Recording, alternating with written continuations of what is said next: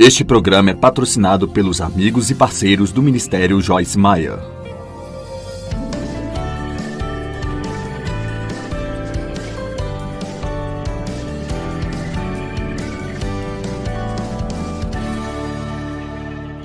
Quantos de vocês estão cansados de sentir como se estivessem lutando contra algo o tempo inteiro, ok? Bem, então o modo de se recuperar disso é aprender a deixar Deus lutar suas batalhas. Deus tem um plano de batalha. E toda vez que nós entramos numa batalha, precisamos saber como lutar do jeito que Deus quer que a gente lute. Eu disse esta manhã que nós temos armas, mas as armas da nossa milícia, elas não são armas carnais. Não são armas que você possa ver ou sentir ou ir à loja e comprar. Assim, se não são armas carnais, elas devem ser armas espirituais. Ao pregar a palavra de Deus aqui, eu estou guerreando com o inimigo. Falando aqui hoje a palavra de Deus, eu estou ajudando você a guerrear em sua vida e estou guerreando em minha própria vida apenas porque estou falando palavras que são cheias de vida e poder. A palavra de Deus não é uma palavra qualquer. Ela é uma palavra que muda vidas. Pessoas não se reúnem num lugar, viajam, pagam hotéis e todas essas coisas que vocês fizeram para chegar aqui, ouvir alguém de pé aqui e falar por horas sem fim, se isso não fosse algo que fizesse uma enorme diferença em sua vida. Eu amo o fato de que você preste atenção e esteja focado. A palavra vai, ela renova nossa mente, ela cai em nosso coração e faz mudanças para nós. Então nós temos armas espirituais. A paz é uma arma. Andar em paz quando o inimigo está jogando o seu melhor em você é uma arma. A justiça é uma arma. Saber quem você é em Cristo é uma peça da armadura, mas é também uma maneira de lutar contra o inimigo. Usar o capacete da salvação, pensar da maneira que um filho de Deus deve pensar. E a Bíblia fala sobre empunhar a espada de dois gumes, que é isto aqui, ó, a Bíblia. Você percebe que não diz apenas use ao seu lado, ele diz tire-a de sua bainha e use-a. Empunha a espada de dois gumes. Então conversamos hoje sobre o uso da palavra de Deus contra o inimigo, o poder de falar a palavra de Deus. Logo mais vamos descobrir qual é a nossa posição de batalha e ver o que Deus pode fazer por nós se lutarmos do jeito que Ele quer que a gente lute. 2 Crônicas, capítulo 20 e verso 17. Você não precisa lutar nesta batalha. Tome a sua posição. Fique parado e veja o livramento do Senhor que é com você, ó Judá, ó Jerusalém. Não temas nem se espante. Amanhã saia contra eles, pois o Senhor está contigo. Não é uma boa notícia? Você não precisa lutar nesta batalha? Tome a sua posição. Fique parado e veja o livramento do Senhor. Agora, por muitos anos, eu pensei que a nossa posição fosse ficar parado. Eu pensei, tome a sua posição, fique parado. Era o que ele estava dizendo. Mas se você ler todo o 2 Crônicas 20 em contexto, isso não é realmente a posição de que ele está falando. E assim vamos começar por aqui no verso 1 e nós vamos aprender algumas lições nesta manhã em 2 Crônicas 20. Verso 1. Depois disso, os moabitas, amonitas e com eles os meunitas vieram contra Josafá para fazer a batalha. Você já reparou que temos um monte de itas na Bíblia? Sabe de uma coisa? Eu decidi que todos nós temos a nossa própria pequena marca de itas. Pode ser o chefe ruim itas, os vizinhos ranziitas, a dor nas costas itas, não ter o dinheiro suficiente para pagar nossas contas itas, mas todos nós temos itas que vêm atrás de nós. Coisas que querem nos perturbar. E foi dito ao rei Josafá, uma grande multidão veio contra ti, além do Mar Morto, de Edom, e eis que estão em Azazon-Tamar, que é em Gedi. Então Josafá teve medo. Eu quero que você preste muita atenção a isso, porque nossa primeira resposta natural a qualquer tipo de más notícias ou dificuldade ou problema sempre vai ser um sentimento de medo. Agora, o que fazer neste momento é muito importante. A palavra medo significa literalmente escapar de algo e fugir. Muitas vezes as pessoas não querem lidar com seus problemas e encontram alguma maneira de evitá-los. Algumas pessoas bebem demais, algumas pessoas saem e gastam dinheiro que elas não têm apenas para não pensar em seus problemas. Algumas pessoas vão para a cama e elas apenas dormem. Às vezes as pessoas podem se esconder nas drogas e há todos os tipos de maneiras pelas quais as pessoas evitam os seus problemas. Minha mãe evitou os problemas que tivemos em nossa casa, isso acabou levando à sua saúde mental. Ela morreu no ano passado, 87 anos, e foi realmente uma mulher doce, mas ela nunca teve uma vida.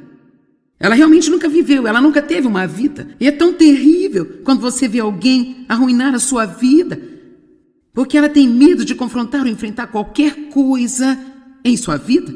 Eu desprezo isso, porque eu vi o que isso fez para ela, e vi o que isso quase fez para mim, e eu vi o que isso fez para o meu irmão, e até mesmo eu vi o que fez para o meu pai, porque ela não foi confrontar a ele. Ele talvez pudesse ter alguma ajuda se ela o tivesse confrontado. Nós não ajudamos a nós mesmos quando corremos dos nossos problemas e quando os evitamos. Deus nos deu a nós nenhum tipo de armadura para nossas costas, porque Ele nunca espera que nós fujamos. Cada peça da armadura que você lê na Bíblia é algo que ajuda você quando está enfrentando de frente para o inimigo. E eu amo o que a Bíblia diz sobre o pastor Davi, que na verdade tornou-se um grande rei. Ela diz que quando ele foi à luta com o gigante Golias, ele correu para a linha de batalha. Eu amo isso, ele não fugiu quando viu o gigante Golias, ele correu em direção a Golias. E você sabe, eu acho que às vezes nós pensamos demais em nossos problemas, nós pensamos neles ao ponto de eles nos assustarem tanto, e muitas vezes precisamos simplesmente não pensar e apenas confiar em Deus. Eu não quero dizer fazer coisas estúpidas, mas se você sabe o que Deus quer que você faça, então só dizer eu não vou ter medo disso, eu vou dar o meu passo de fé, e Deus vai estar comigo quando eu chegar à linha de batalha e Ele vai me mostrar o que eu devo fazer. Amém? E eu sei que alguns de vocês provavelmente estão tolerando coisas que você precisa enfrentar. Crianças crescidas que estão tirando vantagem de você. Não sei de onde isso veio, mas pode ficar com isso para você.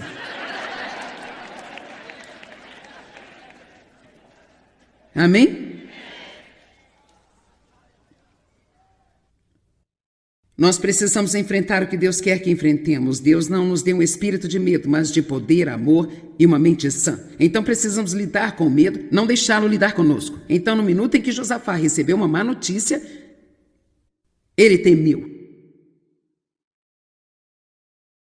Foi dito a Josafá, uma grande multidão veio contra ti. No verso 13, então Josafá temeu. Mas olha o que ele fez, eu amo isso. E por isso pôs-se com determinação, como sua necessidade vital, a de buscar ao Senhor. E apregou o jejum em todo Judá. Meu Deus, quanta diferença haveria em nossa vida. E até mesmo quanto mais atraente a Igreja de Cristo seria para as pessoas perdidas, se cada vez que tivéssemos um problema e sentíssemos medo, a próxima coisa que fizéssemos seria separar um pouco de tempo para buscar a Deus. Vamos lá, tem alguém em casa hoje? Não vá para o telefone, vá para o trono. Não precisamos ligar para alguém, eu sempre digo, eles nem sequer sabem o que estão fazendo e perguntamos o que devemos fazer. Vamos descobrir qual o plano de batalha de Deus, qual é a estratégia de guerra de Deus em cada batalha que nós temos. Nós precisamos ouvir diretamente de Deus. Uma palavra de Deus vale mais do que 10.000 palavras que as pessoas nos falam. Você diz ouvir de Deus, podemos fazer isso absolutamente. Você pode ser guiado pelo Espírito Santo, você pode ouvir a Deus e você não vai ouvir palavras. Eu não procuro vozes o tempo todo. Eu estou dizendo que quando você buscar a Deus, você vai instintivamente saber o que precisa fazer. Você vai ser guiado pelo Espírito. E mesmo se você não souber nesse minuto aqui agora, enquanto você continua indo em frente, você será conduzido e saberá o que deve fazer. A única maneira de eu fazer o que eu estou fazendo é porque aprendi a deixar Deus me guiar. Eu sempre tenho uma mensagem quando eu chego aqui, mas honestamente, às vezes eu prego de trás para frente. Eu digo coisas que eu não escrevi, há coisas nela que eu não digo. E às vezes nós temos nossas vidas tão organizadas que não há nenhuma maneira de Deus entrar nela. Então precisamos aprender a ouvir de Deus. Uma palavra de Deus pode literalmente mudar sua vida para sempre. Uma palavra de Deus pode dar-lhe a coragem para enfrentar qualquer coisa. Há 25 anos atrás eu tive um câncer de mama. E era um tipo de câncer de crescimento muito rápido. O tumor era muito pequeno, mas naquela época eles faziam cirurgias muito radicais e por isso eu tive que ter uma cirurgia radical de imediato, porque eles disseram que eu estaria brincando de roleta russa com a minha vida se eu não tirasse aquele tumor. Era um tumor dependente de estrogênio. E então, naturalmente, o câncer é uma palavra assustadora. E então, eu me lembro de estar tão assustada, aquele medo estava me oprimindo, e então eu confessava a palavra, eu me sentia mais forte, eu confiava em Deus, e então vinha aquele medo novamente. Certo dia, por volta de 3 horas, eu vi tão claramente em meu espírito: eu vou cuidar de você.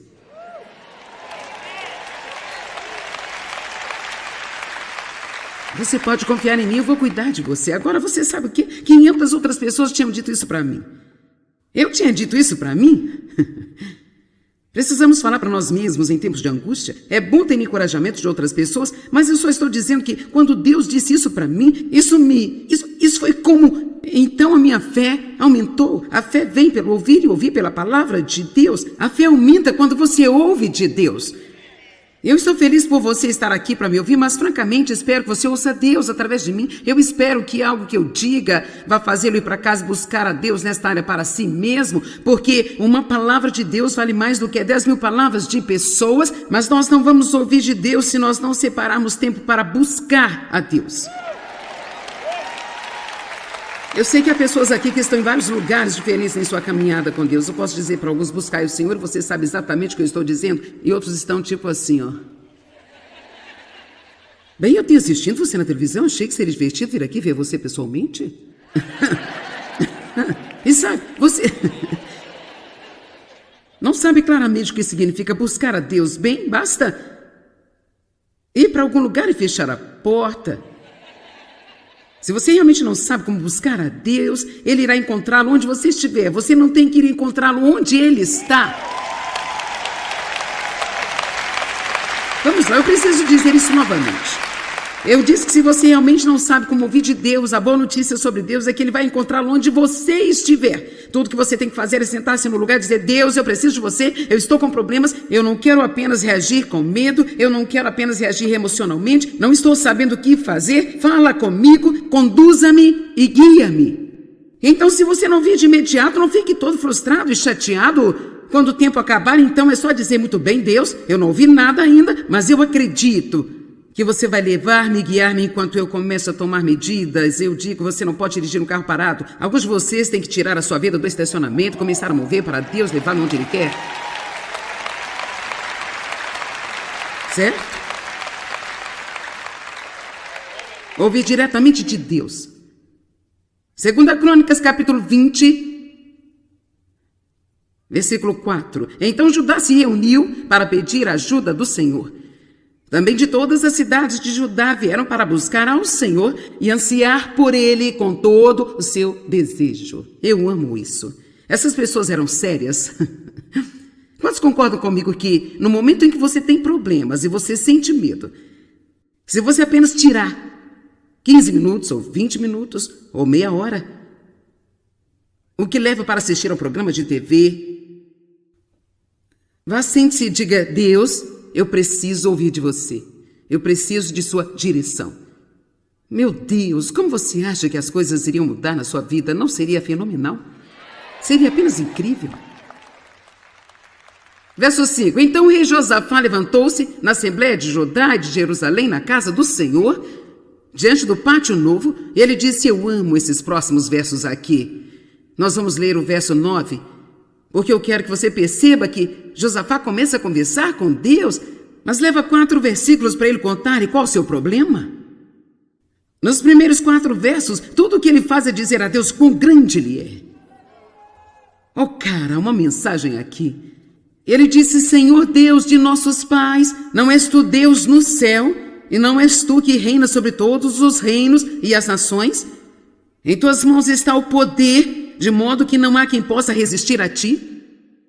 Não és tu, o nosso Deus, que expulsaste os habitantes desta terra de diante do seu povo Israel, e a deste para sempre a descendência de Abraão, teu amigo? Eles a têm habitado e nela construíram um santuário em honra ao teu nome, dizendo: se o mal vier contra nós, a espada de juízo, peste ou a fome, nós nos apresentaremos diante desta casa, diante de ti, pois o teu nome e o símbolo de sua presença está nesta casa e clamaremos a ti em nossa aflição e tu nos ouvirás e nos salvarás. E ele está dizendo aqui, se tivéssemos um problema, é o que faríamos. Ele nem sequer disse a Deus que tem um problema ainda. Nós clamaríamos a ti, Deus, e nos responderias porque tu és grande e poderoso e não há nada, Deus, que tu não possas fazer. É quase como um pouco de psicologia aqui. É tipo, vou lisonjear Deus e então vou lhe pedir o que eu preciso.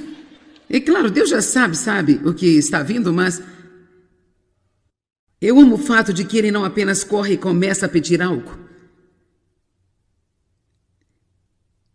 E agora eis que os amonitas, moabitas e habitantes do Monte Seir, cujos territórios não permitiste que Israel invadisse, quando vinha da terra do Egito, por isso se desviaram e não os destruíram. Ele está dizendo, ok, Deus, quando eles entraram na terra de Israel, poderia tê-los destruído, mas você não permitiu. E eis que agora eles estão nos recompensando ao vir expulsar-nos da terra que o Senhor mesmo nos deu por herança, Senhor Deus. Verso 12, agora ele está prestes a entrar nisso. Ó nosso Deus, não irás tu julgar essas pessoas? Pois nós não temos força para enfrentar esta grande multidão que está vindo contra nós. Nós não sabemos o que fazer, mas nossos olhos se voltam para ti. Agora o verso 12 é tão importante, porque agora ele está dizendo, olha, és grande e poderoso e podes fazer qualquer coisa, não há nada que não possas fazer. Se eu tivesse um problema, eu iria correr com ele para você e certamente o resolveria. Agora, esses inimigos que estão vindo contra nós, se você nos tivesse deixado destruí-los, eles não estariam nos incomodando, mas você diz que não, nós obedecemos a ti e esta é a forma como nos recompensam agora vindo contra nós? Então ele está dizendo assim, Deus, este problema que eu tenho é tipo mais ou menos da sua conta.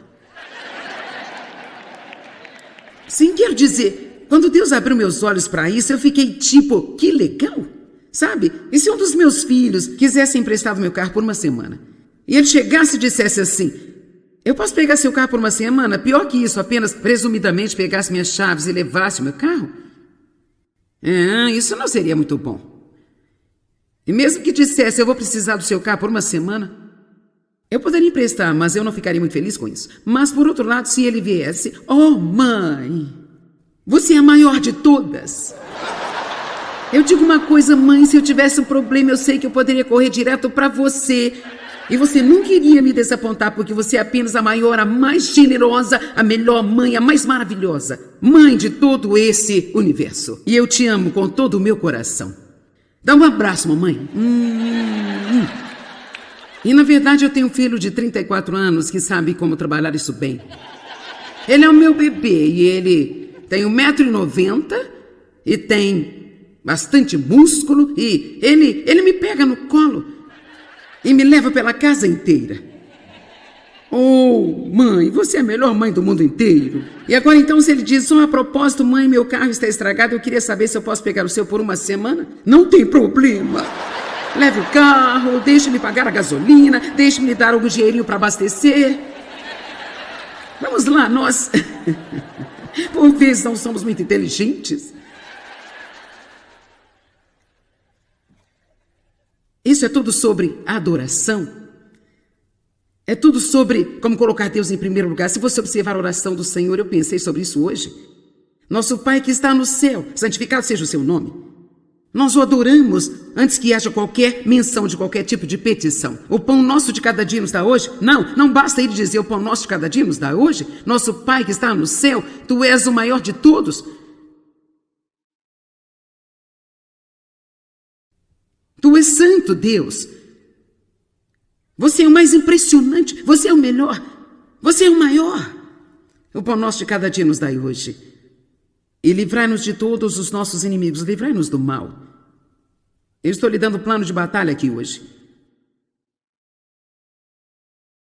Verso 12. Ó nosso Deus, não irás tu julgar essas pessoas, pois não temos forças para enfrentar esta grande multidão que está vindo contra nós. Nós não sabemos o que fazer, mas nossos olhos se voltam para ti, Senhor. Você nunca terá a ajuda de Deus até admitir que não pode fazer nada sozinho.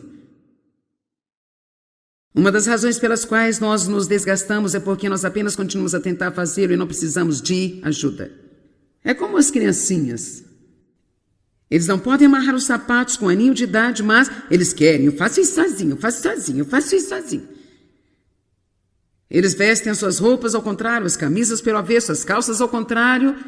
Eles amarram os 2 cadarços com o mesmo nó. Mas fizeram isso por si mesmos. Segundo a teologia da Bíblia, apenas o humilde obtém a ajuda de Deus. E às vezes é difícil para as pessoas dizerem: eu não posso fazer isso. Isso é demais para mim, Deus, mas isso não é demais para você. Eu não sei o que fazer. Sinceramente, eu não sei porque é tão difícil chegar para Deus e apenas dizer: eu não sei. Eu não tenho a menor ideia, mas eu conheço aquele que sabe e eu vou ter com ele e ele vai mostrar a mim o que fazer. Deixa eu lhe dizer algo: como filho de Deus, você nunca ficará sem a resposta. Você pode não saber neste exato momento, mas quando Deus está pronto e é o momento certo, Deus vai guiá-lo e orientá-lo e Ele irá mostrar-lhe o que fazer, e na maior parte do tempo Ele está nos guiando e nós nem sequer sabemos que está. Ó nosso Deus, não irás tu julgar essas pessoas, pois nós não temos forças para enfrentar esta grande multidão que está vindo contra nós. Nós não sabemos o que fazer, mas nossos olhos se voltam para ti. Nossos olhos estão em ti. E toda Judá estava em pé diante do Senhor, com seus filhos e suas esposas. Eu escrevi aqui no pequeno espaço. Eles esperavam. E veja, este é o lugar onde nós nos perdemos. Nós vamos e nós apresentamos a nossa petição a Deus e depois não acontece nada de imediato. E assim lá vamos nós tentar um plano B para fazer as coisas nós mesmos. Apenas no caso de Deus não aparecer, vamos ter um outro plano. Eles esperaram, nós não podemos fazer isso. Deus, assim sabe, às vezes Deus vai apenas esperar um pouco para ver se você vai esperar ou se você vai em frente e entrar em obras da carne. Vamos lá. Oh Deus, eu confio em você para salvar o meu marido.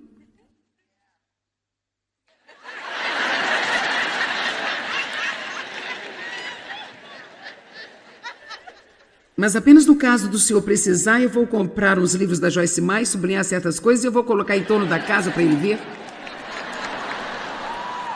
Eu vou tocar aqueles CDs quando ele estiver em casa e ligar nesse programa de TV. Agora, sabe, se Deus realmente te levou a fazer algo assim, talvez você ache que foi acidente, você nem sequer sabe realmente o que está fazendo. As obras da carne são as nossas ideias brilhantes de como fazer o que somente Deus pode fazer, e são obras que não funcionam. E elas nos desgastam. Vou te dizer uma coisa, eu tentei tanto mudar o Dave, gente. Ah, meu Deus. E agora, depois de 50 anos, ele ainda é do mesmo jeito. Eu não gostava porque ele amava todos os tipos de esportes e eu não me importava nem um pouco com os esportes. E ele ainda ama, na verdade, ele aumentou os esportes que assiste, sabe? Quer dizer, ele não costumava gostar de tênis, agora é tênis o tempo todo, é apenas... Quer dizer, é tudo... Ele vai a jogos de futebol, jogos de beisebol. Gente, eu tentei tanto mudar esse homem. E sabe o quê? Você não pode mudar as pessoas, só Deus pode mudar as pessoas. E se a sua batalha agora é contra uma pessoa que você acha que não consegue tolerar se ela realmente não mudar, então tire o seu cavalinho da chuva, porque se Deus os tolera, Ele pode dar a você a graça de estar lá e ser feliz, mesmo que eles nunca mudem.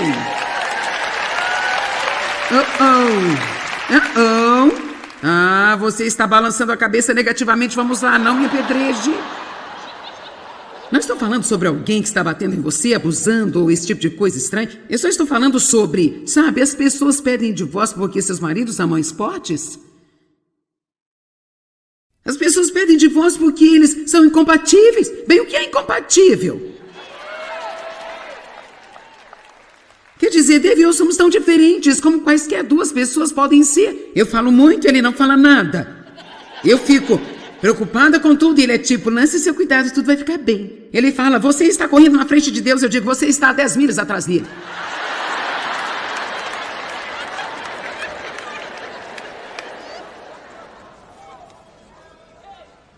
Eu quero tomar decisões assim e ele está sempre como, bem, vamos ver. Vamos ver, vamos pensar sobre isso um pouco. Eu não quero pensar sobre isso, eu quero a decisão. As obras da carne que não funcionam. Temos que chegar ao ponto... Ah, Deus! Quem eu penso que eu sou para achar que eu posso mudar alguém? E não só isso, Deus, eu preciso mais de mudança do que qualquer um no planeta. Então, eu não preciso estar tentando mudar alguém. Basta mudar-me e fazer o que você quiser com todos os outros. Agora você pode ter alguma produtividade.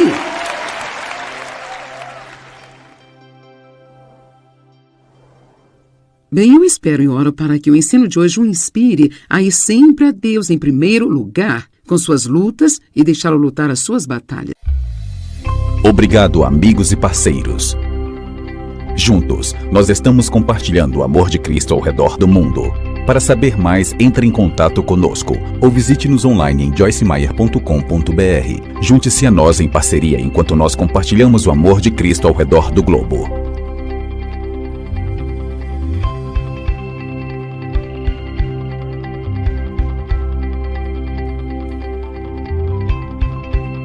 O precedente